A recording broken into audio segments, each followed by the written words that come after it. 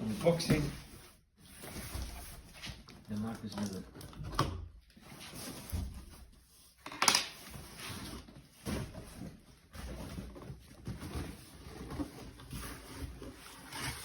Hier de Prada.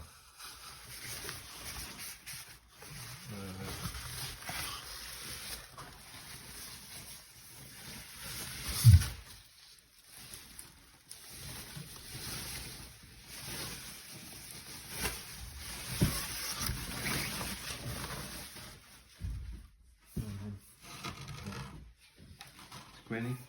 Hey Fietje. Gwenny. Oui.